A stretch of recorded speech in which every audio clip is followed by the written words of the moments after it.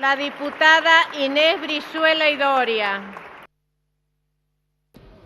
Gracias, señora presidenta. Yo voy a comenzar lamentándome una vez más que este Congreso funcione últimamente solo con sesiones especiales y que no podamos tratar los temas que le interesan a los pueblos que representamos. Además de los proyectos que ha mencionado la diputada Storani y el diputado Viela Calvet, yo quiero referirme especialmente y muy brevemente a dos proyectos de resolución que tramitan bajo los expedientes 2987 y 2248 del 2013, ambos de autoría del diputado Julio Martínez, en los cuales se expresa el repudio a las acciones de censura, persecución, amedrentamiento y hostigamiento desplegadas por el Gobierno de la provincia de La Rioja en contra del pueblo de Famatina.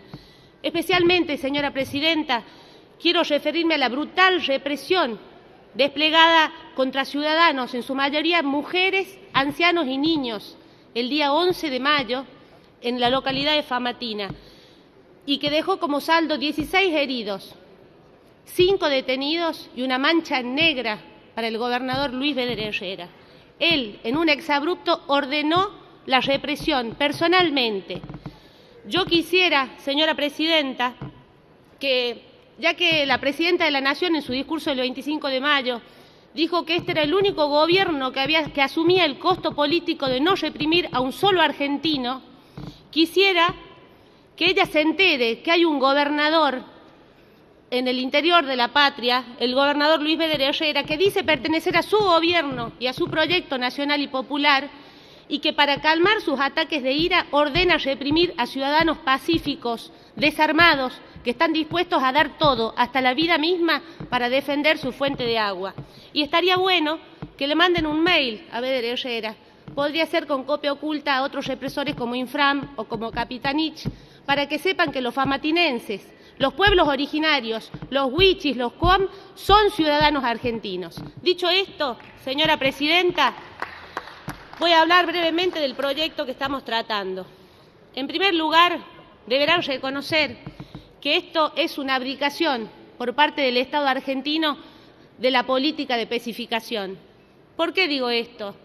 Porque los instrumentos a través de los cuales se exterioriza, se manifiesta, se materializa la exteriorización voluntaria están denominados en moneda extranjera, dólares estadounidenses. Y peor el caso de los SEDIN. En los SEDIN se les otorga carácter nominativo y endosable, lo que significa darle una de las funciones básicas del dinero como facilitador de los cambios. Este proyecto no solo consolida la seguridad jurídica de las transacciones en moneda extranjera en detrimento de las transacciones en moneda nacional, sino que además es un retroceso en los atributos de la independencia política. Y esto, introducir el dólar como la variable de la economía, no depende de la economía ni de las finanzas, es una decisión política. Y este gobierno, que se autodenomina nacional y popular, debe hacerse cargo de esta claudicación.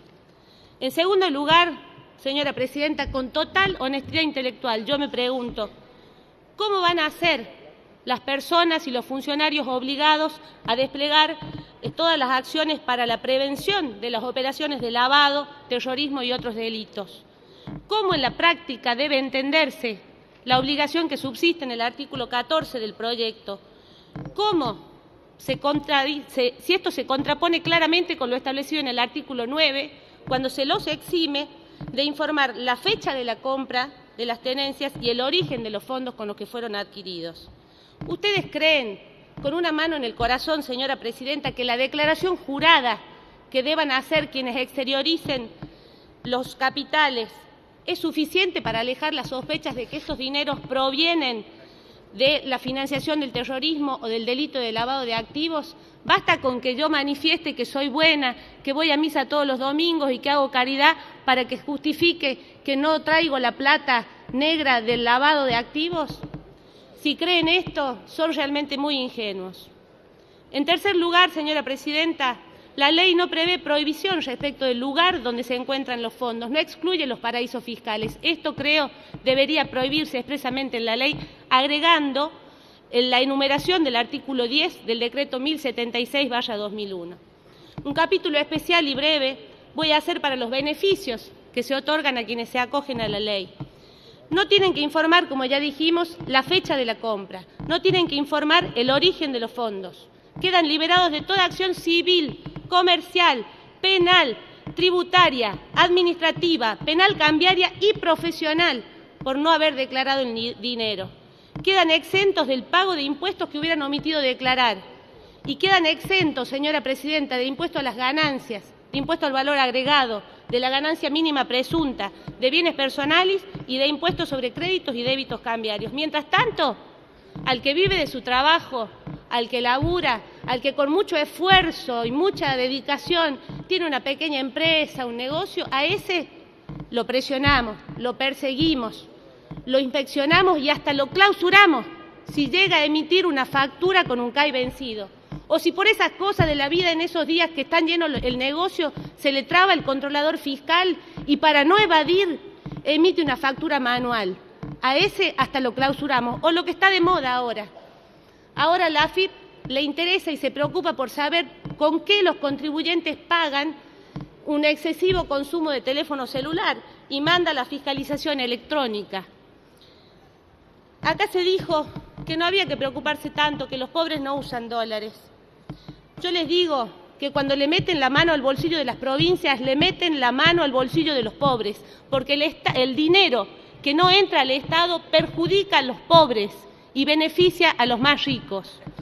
Por último, señora presidenta, quiero reflexionar brevemente sobre el orden público que se le otorga a esta ley.